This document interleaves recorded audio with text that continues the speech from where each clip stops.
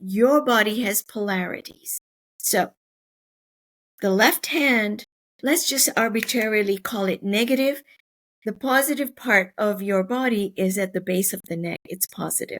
You want to connect the left hand to the base of the neck. Do it, Zane. Exactly. Perfect. This is your wire. It's connecting to the wire. Okay. The right hand to the base of the tailbone, sacrum. Exactly. Relax. Relax into your chair. Relax. I can't. Oh, you can't? Okay. Now cross your left ankle over your right. That's it. Hi, and welcome to The Holistic Entrepreneur, where we explore innovative approaches to healthcare through conversations with pioneering practitioners. I'm your host, Zane Myers. Let's dive into today's episode. Hi, and welcome to another episode of The Holistic Entrepreneur. And I'm really excited to have Nisha Manek, MD and holistic medicine enthusiast, which is kind of unusual because a lot of times the MDs will, not all, but many will shun the idea of food and a natural approach as medicine, and you have not. And I did some research before I started. I'm just going to give a quick bio because I thought it was interesting. So you were born in Africa and what country? Kenya, Zane. In Kenya. Chapabwana? Chapabwana means Swahili, hello, sir. Okay, fantastic. So, and then you somehow ended up back in England. You went to school in England for your undergraduate degree? Actually, it was Scotland. Scotland. So Scotland and England are quite different. Yes. So I went to medical school at the University of Glasgow in Scotland. Yes. So tell me, how did you end up I'm going to just go back a little bit because I'm just interested in myself. Like I say, I just satisfy my own curiosity, and hopefully the rest of the audience will go along with that. So how did you end up from Africa? So you did your undergraduate in Kenya? Ohio. There's a little twist there, huh? I left Kenya when I was about 16 and a half. And there was no question. I'm from an Indian household, big compound in Kenya. I'm about 4 generations in Kenya. And so, my great-grandparents came from India to Africa. So when I was 16 and a half, thereabouts, I knew I wanted an education. And I speak good English. And I put my sights either in the USA or the UK. Well, lo and behold, the USA came out first, out the gate. So and which school in Ohio did you go to? So Cleveland, Ohio, Case Western Reserve University in Cleveland, Ohio, which is my father-in-law went to Case Western. It's a great school. And I'll tell you why it was great. Well, first of all, they took Nisha Manek in. And here's the thing. They had an international school advisor, okay? And here's this person out of Africa. And a lot of people would say, wow, you speak good English. Now, Kenya was a British colony. So I spoke Swahili and I spoke English pretty good, And so the international school advisor said, what would you like to do? Because, you're very, I was really in it. I was going to get an education no matter what. And the school advisor said, you could do law or you could do medicine, literally like that. And I said, well, I don't know. And all I knew is I was good at science. I was good at the books. And he took me, get this, he took me to see the dean of the medical school at Case Reserve, Case Western Reserve Medical School. And they have a terrific medical school. He takes me around the medical school, this dean, and says, I like you. You're from Kenya, but as a foreign student, I think you could do it. You have the aptitude for science. It was clear. Why did he say that? I had a 4.0 GPA. I hit the books, okay? There Yep. was no fooling around, no partying, no sororities. Did you have a Zane tiger mom? did I have a what? What they call a tiger mom? Your What's a mom was tiger? on you, or a tiger mom is like a mom who just gets on their children, and you're gonna crack down on the books, and you're gonna study, or was this all self motivated? Self-motivated. It Oh, really that's was. fantastic. If there was, in fact, there was no mother around me. Remember, I was on my own. I was a case, and I was determined. And I will say this: there was this inner intention. It powered me right through. What was this intention? To find the truth about living. I had this sort of inside of me all along. And you could say my tiger mom instilled it in me when I was little in Kenya. So she was not there, but she did the right thing and said, whatever you do, find out the truth. And what is the truth? You have to bridge it. To me, it was science is a way to the truth.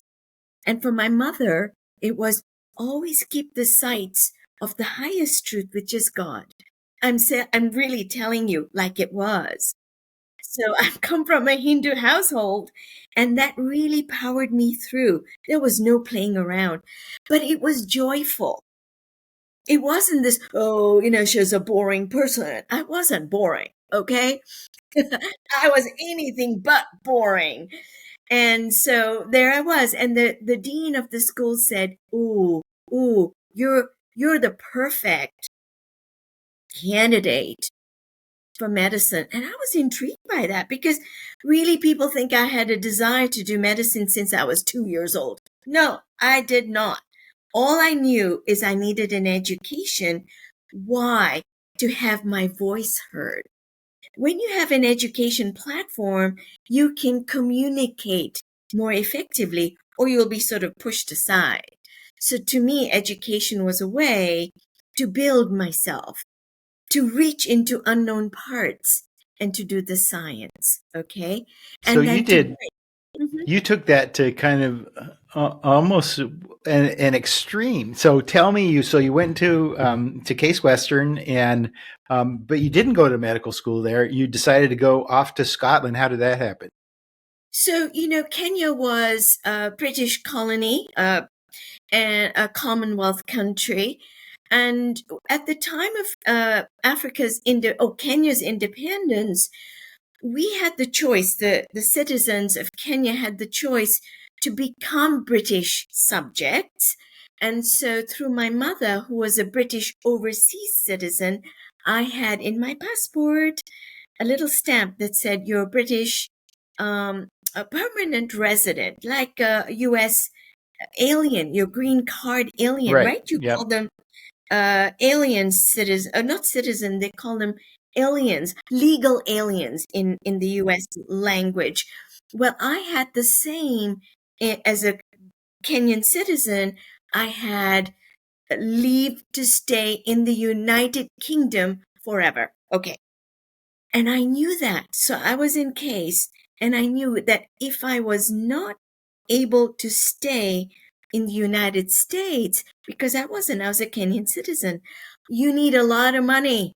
And I'm not even eligible for, how do you say, tips or school or student loans, student Right. loans. Yes. But I had that option in the UK. I did my research and I looked up and down the British Isles and Scotland, England, Wales, and found, I wrote to every medical school, Zane. I wrote and I said, I can do medicine, please, as a foreign student because I was a Kenyan citizen.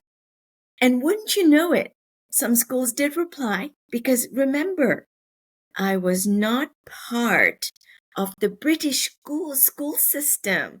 I was Kenya and now USA, and now I'm trying to enter the UK system. It was complex. Again, the intention powers you through, and it did. And 3 schools replied. 3. I remember them well. 1, Cambridge University. Woohoo! Yeah. Oxford University. Woohoo! 3rd was Glasgow. They didn't reply. I'll tell you the story in a moment. I went to Cambridge, and they went Girton College, actually. Girton is they have colleges within Cambridge and Oxford. This is how tradition is in their schooling system. Girton said, ooh, we like you. Again, you have a good skill of communication, but we don't have a place for you to start now. You have to wait a year. And I thought, no, I can start now. I don't want to go home to Kenya. Don't break this, don't break it. I go to Oxford, and at the infirmary, I was interviewed. There were all these very fancy people in the outside, you go in and there are all these professors asking you very hard questions. I go in and I blew it. I really did. They were there, You I'm were not. unnerved. No, I wasn't. I think I unnerved them. I'm very different. Okay. And so all of these professors, and I come out of, and I think I blew it. And I'm not from the British system. And I think I was not very, it was British? hard. I was not British. Yeah. Okay. I was Indian from Kenya. And anyway, they didn't accept me. So I looked down my list and I said, oh, Glasgow hasn't replied. And wouldn't you know it, I was in London and I called Glasgow University, and this is it, Zane. This is, I think, where an angel helped me. Somebody answered the phone. That's the first miracle. Just before Christmas, all those years ago in 1990s, somebody answered the phone and she went, ooh, you're Miss Manek. Oh, wouldn't you know it? We have your application here. We didn't quite know what to do with you. Oh, you're in London, are you? Oh, can you come up? I said, what do you mean come up? Yes, we'd like to see you. Can you come up? Professor Campbell is here. Before he goes off, I'm using my best British accent here because she was British. Miss Spurway, I'll never forget her. And she said, can you come up? I said, what do you mean come up? Well, it's near Christmas. Professor Campbell is here. He would like to see you. We are intrigued with your application. I said, how do I get there? She says, well, by train. I did. I went up by train to the quadrangle, the campus in Glasgow University. And wouldn't you know, it was gray, dark. And I thought, what the heck am I doing here? I climb up the steps to this little office, and Professor Campbell was there with his glasses like this. Oh, are you Miss Manek? I said, yes, I am, sir. Miss Spurway was taking notes. Now, Professor Campbell has a very thick Glaswegian accent. He's asking me beautiful questions. Very kind man. He had this shining blue eyes. I'll never forgetting there was a fireplace going. And he says, well, why do you want to go to medicine? He was saying things like that, and I said, well, I love medicine because it connects you to humankind. It connects you in a very deep level with science and the human being. Well, he said, look, most of our graduates are going to general practice. Now, I wasn't understanding him, and I said, Professor, could you speak slowly? I can't understand you. I can't understand you. Literally, I couldn't understand him. And I thought at that moment I'd blown that interview too. And what can I say? Well, Miss Burway was trying to help me along the way and just taking notes. And when I left, he was very kind. I have to say, Professor Campbell, God bless him, was kind. He really tried to help me along to say, I think you're really cut out for medicine. I think we will think about it. We have 2 spaces for people to do. They call them mature student. I was a mature student because I had a degree. I was finishing up at Case Western Reserve. Mm-hmm. And I went back to Cleveland, Ohio thinking, oh, very glum, very glum. But guess what? A week later, I get a phone call. from Glasgow University. And they said, we are in a position to offer you a spot to study medicine. And I thought, is that real? Am I hearing things? And I went, I'm in a position to accept, just like that. I don't care. I don't want to know the details, but I got my foot in the door. And Yeah. I finished up, and in the fall, they call it autumn in Scotland. I was in Zane. I So was in. so you got through your 4 years of medicine, but then you go off to Stanford. Is that right? That's And right. how did when you went to Stanford, then you decided you wanted to specialize in a particular area of medicine. So talk Yes. about that just a little bit. So, And I'm doing housemanship in the teaching hospitals of London. And, it was, again, you have health advisors.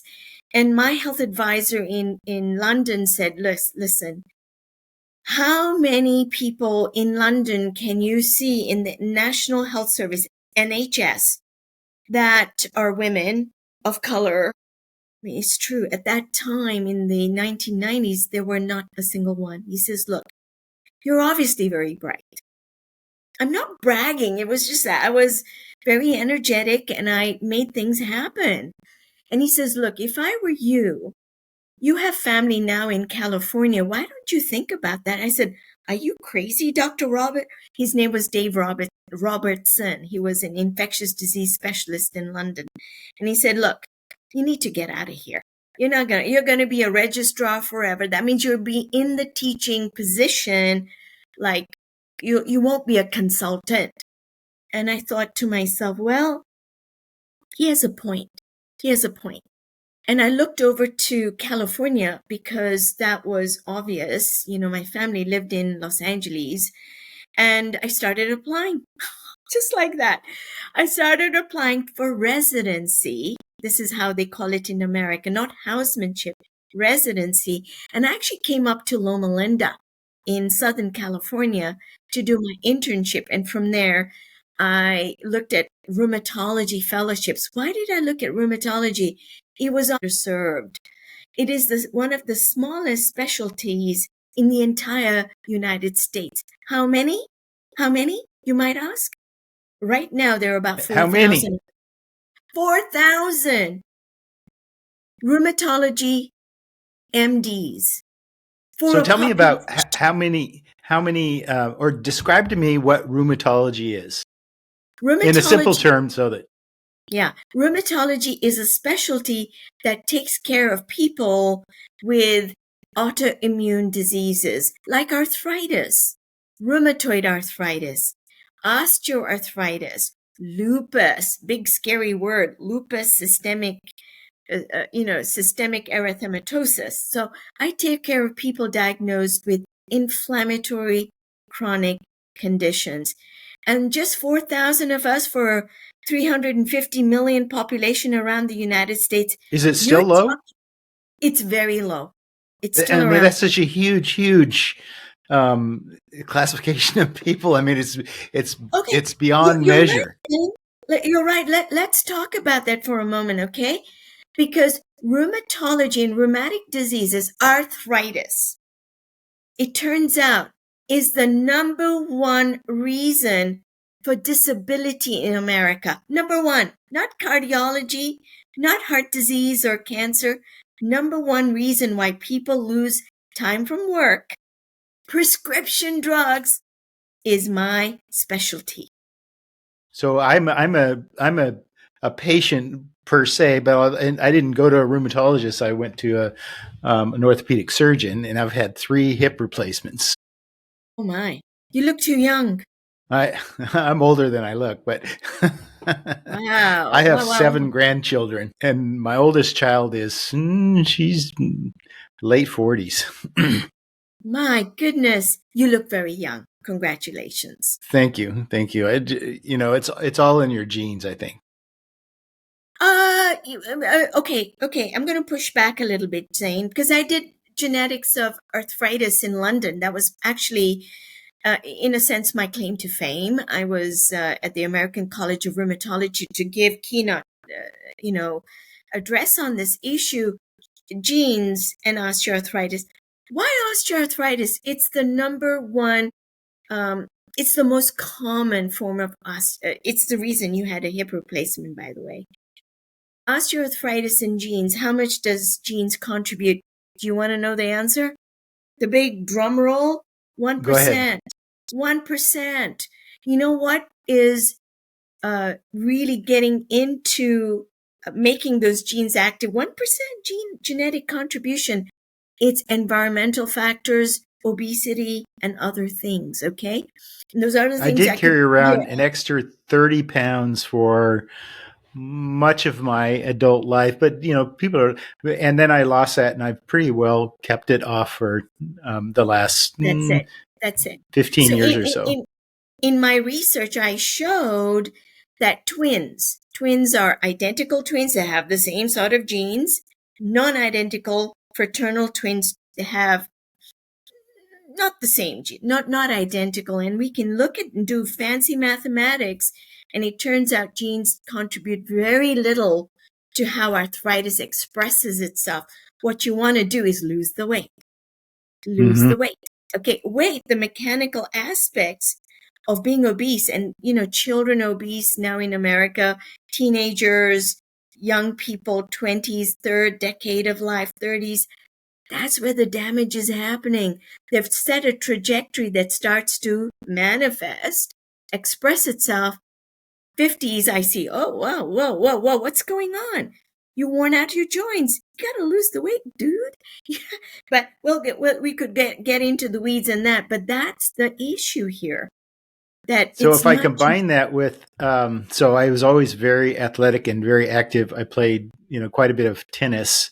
I guess those two combined together are not a good marriage when you're Well, overweight. if you do a little damage to your joints and you're overweight, yeah, we know athletes, for example, Carl Lewis, that famous sprinter. Mm-hmm. He had done damage and he had osteoarthritis later on in life. He was sort of hobbling around. We see that in athletes and we want to protect them. Ballet dancers, they know how to protect themselves, by the way. They know how to, they're very in tune and they know how to rest, repair, and get back on stage. Okay, you want to repair yourself. Yeah. But So you did the right thing to not only repair, but you offloaded your hip joints.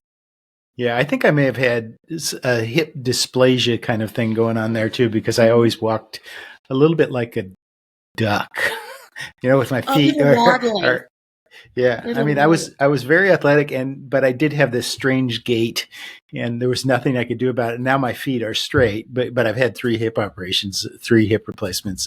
And Yeah. that's another story. I'll spare you that, but so you got through Stanford, and then this is the strangest twist. Is so where'd you start? You were practicing there in California. Well, from Stanford, when I finished my fellowship, I was literally pursued by the Mayo Clinic in Minnesota.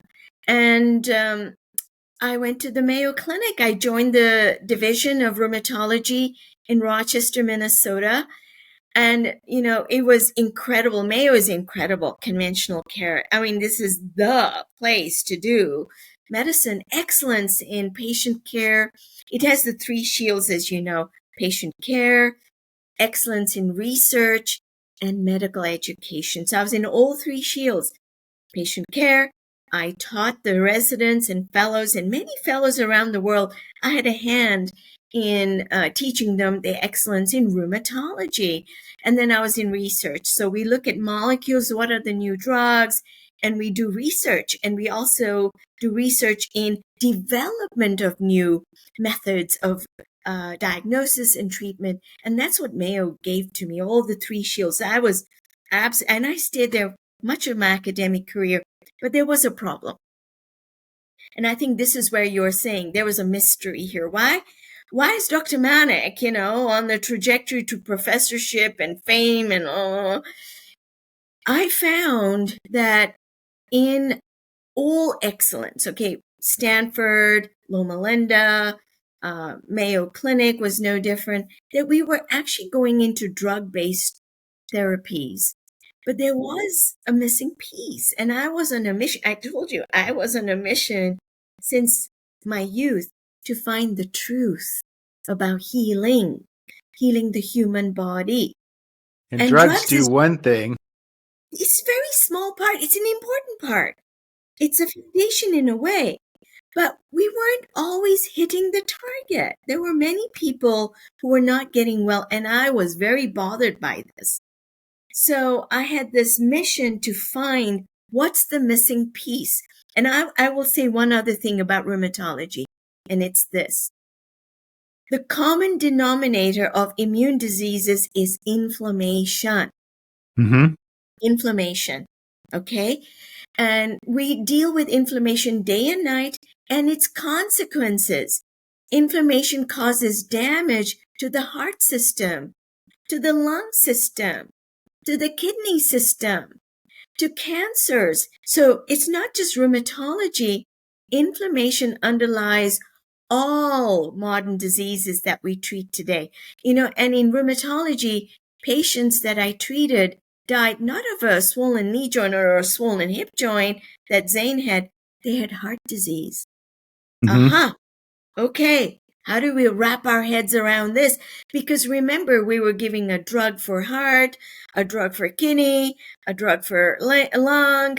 I mean, I was saying, wait. We've got to, there must be a unifying principle here. And I was in a mission to find what that missing link was. And you know something? I had to actually go to another scientific discipline. I reached into physics. And the missing link here was energy. Energy. Okay, you can have chemical energy or you can have energy. The body has energy systems. That was it. That was it. Because I came across William Tiller's work. He's from Stanford University. And wouldn't you know it, this physicist had written papers in medical journals. And the title was, What Are Subtle Energies? Jackpot. Jackpot. I mean, physics is very precise. They're Mm-hmm. after the truth. They describe, quantify, and they describe in great detail what is energy. Medicine doesn't do that. I went through all my medical textbook looking what's energy, what's biofield, what's this meridians, what is this? Because my patients were giving me a clue that they got better with such simple things like Tai Chi. But I'm not even going there, okay? And let me tell you, I just gave a presentation at the Association of Nevada just a week ago. Mm-hmm. And somebody had this to say, okay, because I'm giving you a huge sort of picture. And this is what one of the MDs had to say, because we all struggle with this. We're giving drugs and drugs and drugs. They have value. How do we bring this other piece? They're missing pieces to human health. And this is what Robert Lowe had to say about my presentation. Please, I have to read this because I went, Not the woohoo! actor. Robert, no, this is an MD, my colleagues in rheumatology. I Rob got it. Lowe. It just was tickled me that way. I just have It's a okay. I don't know who that is. But Rob this is Rob what, Lowe. He's a famous actor, so oh, it just kind of thanks, Zane. tickled. I have kind of a quirky sense of humor. Okay, this famous doctor, Rob Lowe, said this refreshingly insightful, outside of the box, actionable recommendations for improving patient care that is not in any medical text, but extremely valuable. Because on that stage, I said, people, we're doing nutritional and supplements. Yes, not arguing with that. Bring in the energy piece. And you don't even have to go to an acupuncturist. You can if you want. You can take weeks and months to do Tai Chi. You can do if you want. But guess what? And this is the beauty of Tiller's physics. The energy systems of the body are already installed. And the body has polarities, just like a magnet, north and south. Connect to the body's polarities with your hands, nothing more. boom, you start to heal. Okay, describe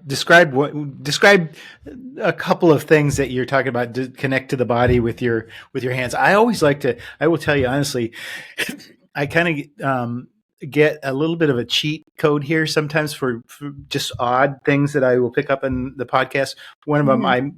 I digress, but for an example sake, and I mentioned this before, one of the people that I worked with suggested the idea of standing on one foot, because balance is such a big deal as you start to get older. Standing on one foot while you're brushing your teeth, and then halfway through you stand on the other foot, and that way you do that balance exercise every single day. So that was just an example of little things that I've picked up. So tell me one or two Yeah, things that's that you're talking wonderful. about. That's wonderful. Proprioception, balance, position sense does decrease over time. It doesn't need to, right? And what you need is just a simple, very easy. You don't have to go to build a bazillion-dollar yoga mat. Just stand on one foot. I like it. I really do. That was wise. So here's the thing. Tiller showed this to me, and it was a game changer for me because remember, doctors are burned out. We're under the gun all the time. We have lots of education to keep up. We're looking at drugs and interactions and side effects. And really, I was on this mission to find this energy. And he says, well, the best way, Nisha, is for you to experience what I'm talking about. So he said that this is the top-notch energy medicine. And he said, your body has polarities. So the left hand, let's just arbitrarily call it negative. The positive part of your body is at the base of the neck. It's positive. You want to connect the left hand to the base of the neck. Do it, Zane. Exactly. Perfect. This is your wire. It's connecting to the wire. Okay. The right hand to the base of the tailbone, sacrum. Exactly. Relax. Relax into your chair. I Relax. can't. Oh, you can't? Okay, okay. Now cross your left ankle over your right. That's it. That's the third part. And just relax in there. Enjoy this. I love this. And by the way, for me to speak to Zane while I've got this position, actually quite hard because my brain starts to become quiet in this position. I feel the cell energies moving. Okay? So I feel tightness in my right arm. Is there something wrong with me? No, there's nothing wrong with you. So just relax, let go, relax. So here's the thing. You're tight in your shoulder and there's a clue. And a lot of my patients with rheumatoid arthritis, they can't hold this either. And I would say 10 to 20 minutes of this position, left at the base of the neck, right at the sacrum, tailbone, left ankle over the right. I'm repeating it so those who want to do this, they can and they should. This is called the recharge position. This is what I call it. You can get a copper mesh. Put one behind your neck, another one behind your sacrum, and hold copper wires in your neck and just relax. Boom, you're done. 20 minutes, you relax and you recharge. I can tell you, it was like being in, I call it resetting to factory settings. Okay, you're full of energy, your brain is recharged. And for me, I was absolutely, my batteries were full.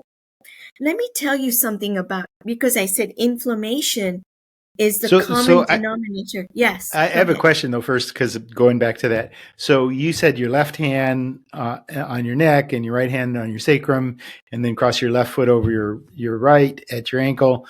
Why the right foot, left foot?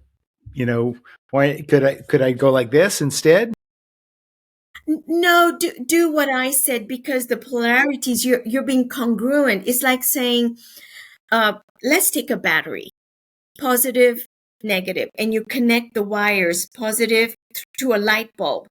Okay, positive and negative. You connect them to a light bulb. The light bulb goes on Does because this you have want something to do with the way your brain is? One side of your brain does one thing, another side of your brain does another thing. it is loosely connected to that. But let me tell you, the energies of the body run in a certain direction.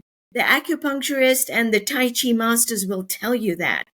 Tiller discovered this on his own, okay? And the other thing to note about these energy systems is that they're not electric. People say, oh, we're electrical beings.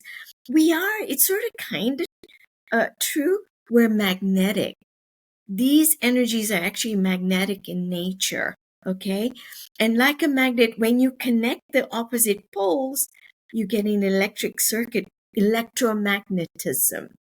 Mm-hmm. And this brings me to one thing I want to really talk about, because I just said at the beginning, we are in a mission to reduce inflammation, right? And the body is like a battery. It has energy systems. And if you're depleted, you're going to get inflammation. So another way to look at it is inflammation is a lack of voltage in your body. Oh, not just you're lacking chemicals, you're lacking voltage. And when you do this position, guess what? And you don't even need to plug into a socket. You don't even need to have a gym membership. You're doing it on your own. I've looked into this. Nobody seems to know this. It's not in any textbook. That's what I mean. You give freedom to people to explore this. And if they can't hold the position, hey, don't be worried. Copper mesh. Put one here, put one there, boom.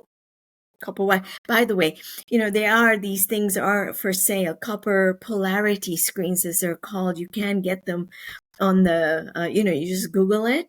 It'll be there. And the last time I looked, though, people are catching on. They were sold out. So I'm looking into making, they're sold out. So I'm going to Home Depot to look at resources for pure copper mesh. Just so simple, $5.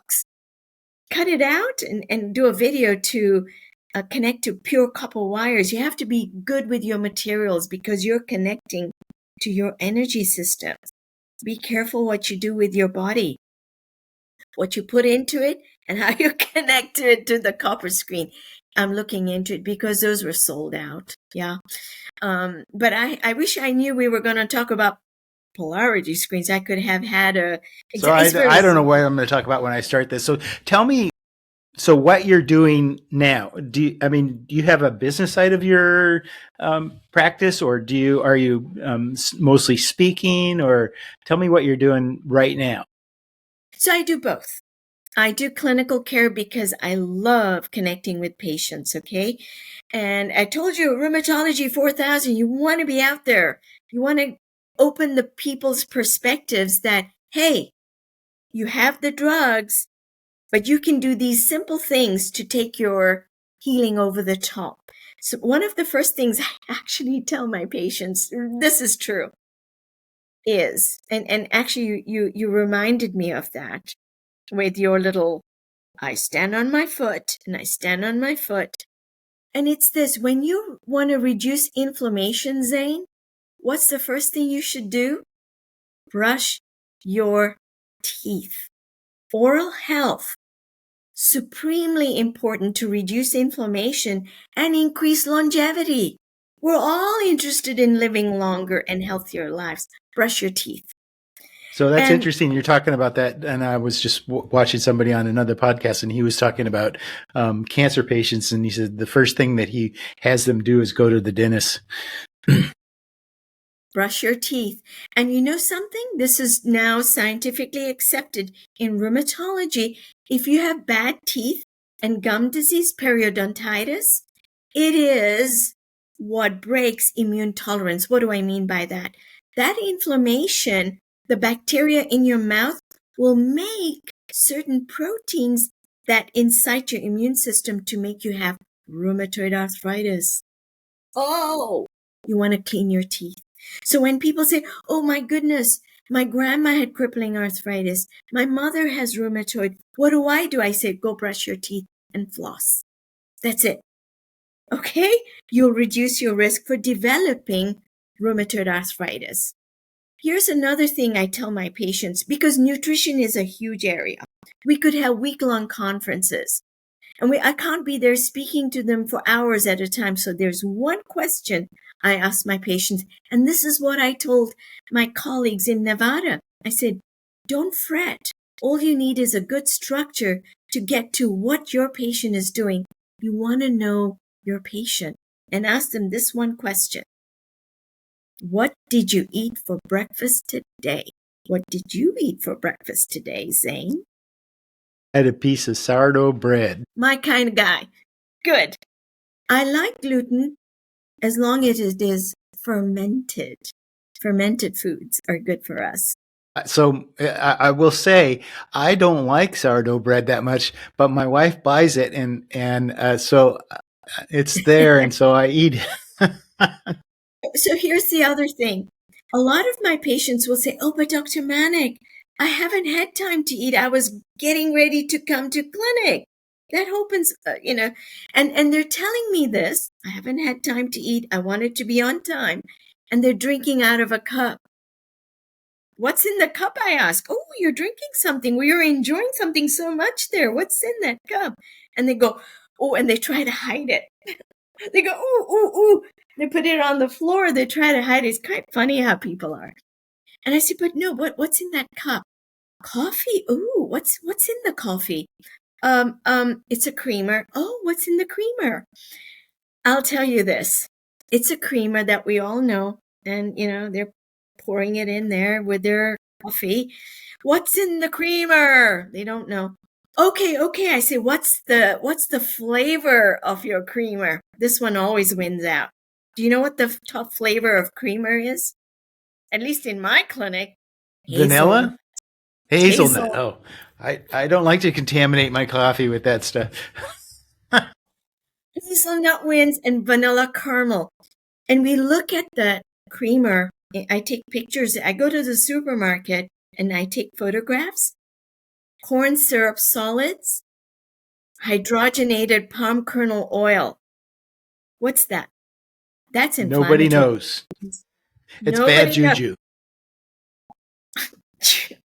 Zane, you're hilarious. But no, sugar and hydrogenated fats are inflammatory. And what they're trying to do is reduce inflammation. So it's important to ask your patients, what did you have for breakfast today? Simple, right? And a lot of times they begin to tell you clues about their behaviors. And now as a doctor, you have a way to tweak it. Just like I said, sourdough bread, okay? Like that. So you're in your practice now, and I'm going to shift it a little bit. Um, do you work as part of a hospital, a healthcare system, or are you independent? I am both. So look, a lot of people find me through podcasts like yours, Zane, all right? And they go, oh, I like this doctor. I like how she thinks. She's very open-minded, which I am. I really work with my patients. I want to walk in their shoes. We want to go after the truth, okay? And it's a human connection in medicine. It's not just about what chemical am I going to prescribe for you. And so they find me. And the reality is, I cannot have a license in all 50 states or the world. I have patients literally in Trinidad and India and Wales and England. What I do offer is health coaching, very high level health coaching. Okay. So if they can reach to me and I will give them a perspective, very detailed nutritional supplements, energy therapies, and also spirituality. Okay. This is what we've not talked about and what Tiller and I called information medicine, because by golly, you can take your healing over the top. You can go into remission about anything and everything. I really mean that. Okay. So I do health coaching, but I also give rheumatology to rural America. Okay. I go to very remote parts, Montana, Wyoming, Nebraska, through a hospital system that does have technology. You need a camera. You need a nurse at the other end. So I do both. I do rheumatology I do health coaching, and I speak. So I'm invited to give like keynote in this rheumatology conference in Nevada, where it was so much fun. I could really get into, I know what my colleagues are struggling with. And I said, don't struggle. All you need is a structure and the power of a few good questions. Do you brush your teeth? What did you eat for breakfast today? And if your batteries are depleted, ask them, what did you do before bedtime yesterday? Go to the immediate time because they will give you clues and now you have a handle on it. It's personalized. It's not generalized. So tell me, that begs the question of what did you do for bedtime? What do you suggest you do before bedtime? Switch off your device. That's the number one thing my patients tell me. Oh, I was on my phone. Dr. Manek, I couldn't sleep, so I'm watching cat videos. No, this is true. They think it's relaxing, but the blue light can wake you up, wakes up the brain, okay? Put your device away. Make your bedtime ritual absolutely special, okay? It is a ritual. Turn off the device, the cool bedtime temperatures, okay? And then have a hot bath if you want. Glass of milk. Minerals before bedtime are good. Magnesium, calcium before bedtime will power your brain down, okay? And so I asked them, if you didn't sleep, and this is a consistent finding, this is another powerful question. Listen to this one. What wakes you up or what keeps you up at 3 a.m. at night? What's on your mind? What's on your mind? You're doing all the right thing. Something is on your mind. I want to know what's on your mind. And they will tell me. So do you, how do you feel about reading at bedtime? Or how about a Kindle? Well, Kindle, they have you have the brightness, Mm-hmm. do the lowest brightness. In fact, they have a dark screen with white lettering. Yeah. Make sure your reading is something that is, pardon me, boring. Boring. Actually, there are podcasts. Nothing much happens. Always, well, put your headphones or just listen to a human voice. Some people just don't want to hear a human voice. I know that. Or they don't want to read. So then power down your Kindle to a screen that you can really relax. And you will know, your body will know. Your brain tells you, right? You read a Kindle? Yes, I do So read what do Kindle. you do Zane, to I have power it on down? the I have it on the black with the white print. Yeah, But right. I am guilty though. I will pick up my phone and it does absorb me. Will start reading mostly news. I'm kind of a newsophile and I like to, stay up on what's going on and I'll just see all these different news sites and I will say that does energize my brain rather than relax it. So Yeah. No, you're not missing any part of the news, Zane. Just catch up the following morning with your sourdough toast and black coffee. So now, how do you market yourself? So you're talking, or do you? I mean, or is it all just word of mouth now?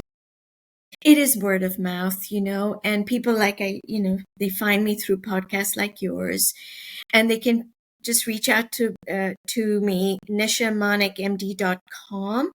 And then I reply to them to make sure they're a good fit, because I don't accept insurance in health coaching.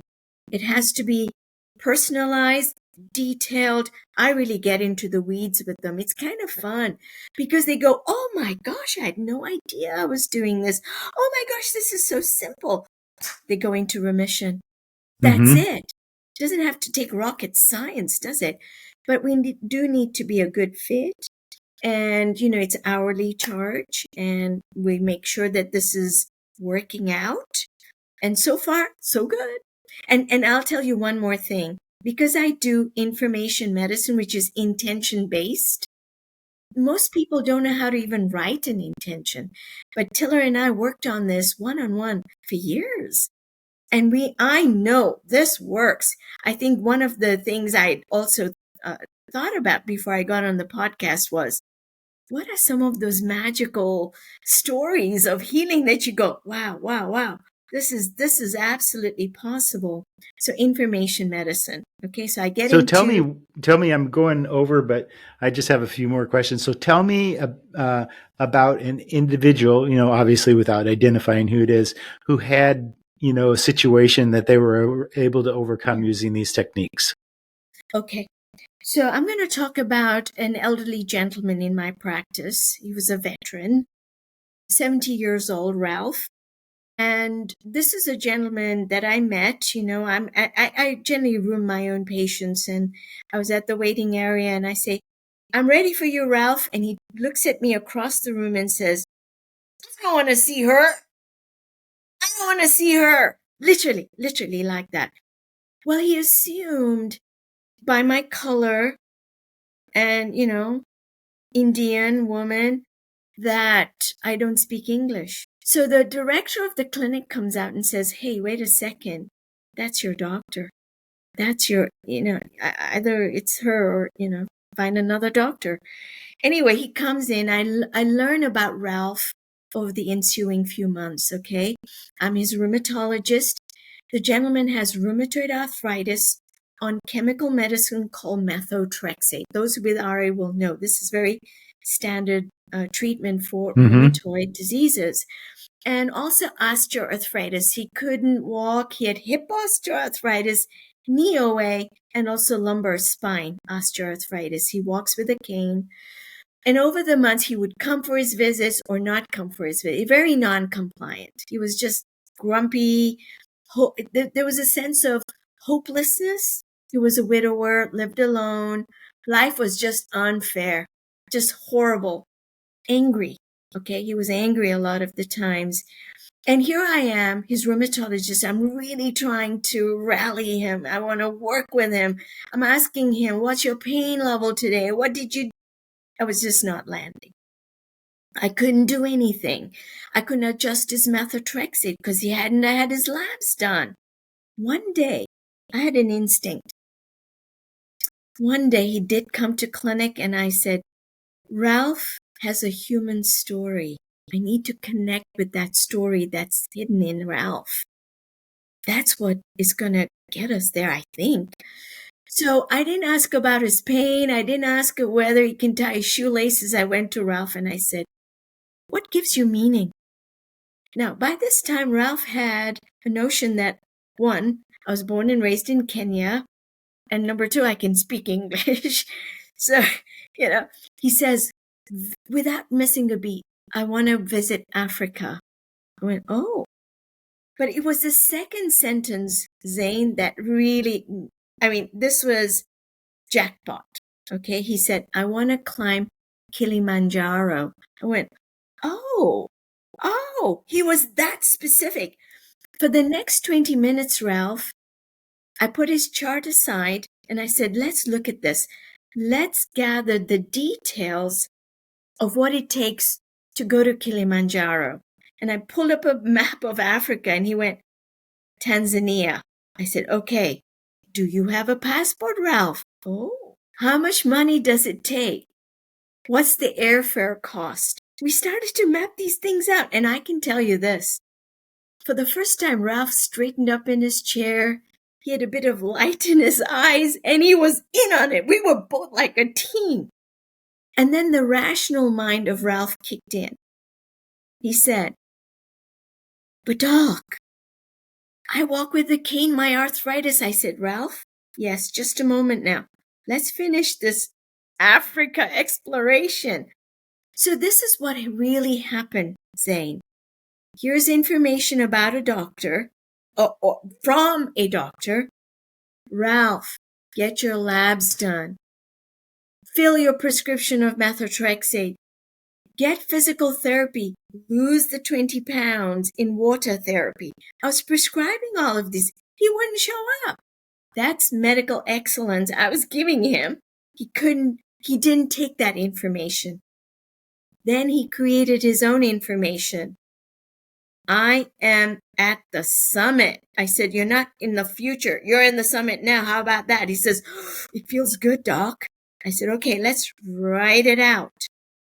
I wrote it out. He wrote it out. I said, how does it feel? He says, feels good. I said, okay, let's bring up a picture of Kilimanjaro. That's your intention. That's your truth. Go for it. Now so what he did was join medical information with the information he created. I'm at the summit. Join the two together. That's information medicine. And he took him all the way. And I'll tell you, for the next several months, he never missed a visit. He got on track with his health. That's it. And you know what? When I left that clinic and I was saying goodbye to Ralph, he grasped my hands and he said, Doc, thank you for seeing me. Thank you for seeing me. That was it. He wasn't a number. He wasn't RA patient. He was somebody who happened to be diagnosed with rheumatoid. You know how we label people? RA patient, OA. No, he was Ralph. And it was very gratifying because he really went from hopelessness to forming a community, a travel community. He brought other veterans and said, hey, I think we can do these together. From loneliness, he formed a community. From anger, he found he found possibility. And that was wonderful. We both, I think, in a sense, healed each other, Yeah. That is a wonderful story.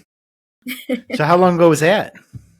That Just was out of curiosity. it was a decade. But, a decade ago. at that time, I was knowing this information from communication is everything. Information is what we're missing. We're putting ourselves in the computer all day. And when so I'm picking up. Yeah. I'm picking up that if you can get to the underlying motivations of the patient and engage with them, Yes. that it can make a huge difference in them. It does make a huge difference. What gives you meaning, or what matters to you most? In Nevada, when I said, what gives you meaning? One of the audience said, you remind me of the geriatric practices where they do ask the patient, what matters to you most? Exactly. So do you know Dr. Orsini?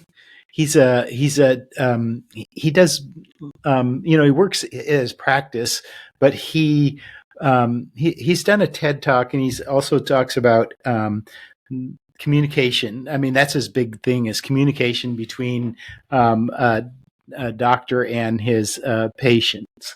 And he does a lot of keynote type speaking, and has some programs all about how to communicate with your patient. And he was really an interesting guest. He's right. I don't know Dr. Orsini, but every time you communicate with someone, could be at the clinic, could be anything, you can either pump that person up or you'll drain the person. Look at what Ralph did. But Doc, I have arthritis. And I said, hold on a moment, Ralph. I think we can get you better. This is a reality. So I pumped him right back up because it was the truth. I believe in that. And I work with him. And he was right on board with that information. That was communication. And did you know, the most important part of modern medicine and anything, the raw material, is information. That's the irreducible part of us. And that goes right back to energy. Energy and information are linked. How? Because the laws of energy say this: all systems run to disorder or entropy. Ralph was going on to entropy until I said, wait a second here. And information reduces disorder. That information, I am at the summit, organized his thinking. Now he could really reduce chaos and get on board. That's what Orsini is doing, I think. I give it the physics language. Because Tiller was very strict with me. He says, you got to really define what you're doing here. So at the bedside, you are information exchange all the time. What kind of information? That's information medicine. But I want intention to now wrap in there. And I invite that from my patients. Yeah. Okay, I think Well, that about winds it up for today. Thanks for tuning in to The Holistic Entrepreneur. I'm Zane Myers. If you enjoyed this episode, subscribe to our podcast or watch on YouTube. Join us next time as we continue to explore both the art of healing and the science of business in healthcare. We'll see you next time.